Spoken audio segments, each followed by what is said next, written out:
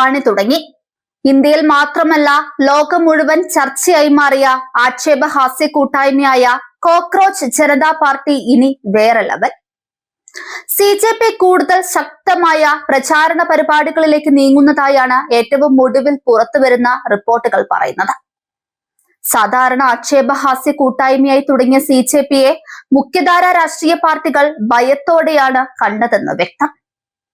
കൂട്ടായ്മയെ തകർക്കാൻ നിരന്തരം നടത്തിയ ശ്രമങ്ങൾ സ്വാഭാവികമായും അതിന്റെ കരുത്തുകൂട്ടി. ചരിത്രത്തിലുടനീളം നമ്മൾ കാണുന്നതും അതാണ്. അടിച്ചമർത്തലുകളെല്ലാം കരുത്ത് കൂട്ടുകയുള്ളൂ.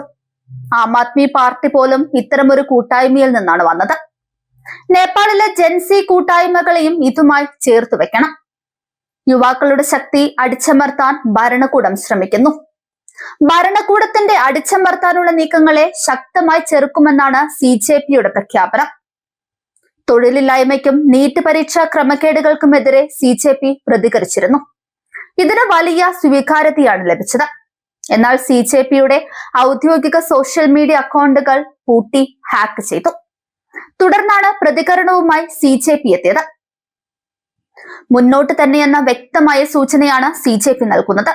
വരും ദിവസങ്ങളിൽ യുവാക്കളുടെ അഭിപ്രായം തേടുമെന്നും സമൂഹത്തിലെയും ഭരണവ്യവസ്ഥയിലെയും തെറ്റായ പ്രവണതകളും അനീതികളും ചോദ്യം ചെയ്യുമെന്ന് തുടരുമെന്നും CJP വ്യക്തമാക്കി.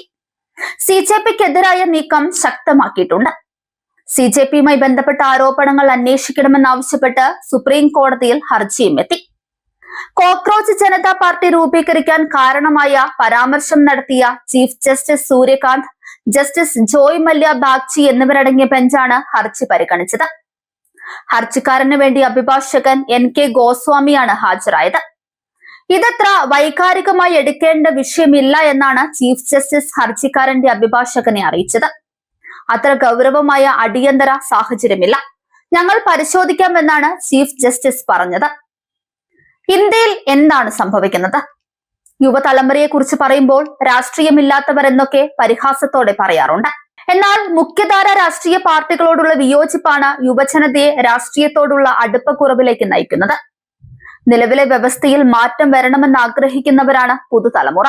കോക്രോച്ച് ജനതാ പാർട്ടി രാഷ്ട്രീയ പാർട്ടിയായി രൂപപ്പെടുമോ, രാജ്യത്ത് സ്വാധീന ശക്തിയായി വളരുമോ എന്നൊന്നും വ്യക്തമല്ല.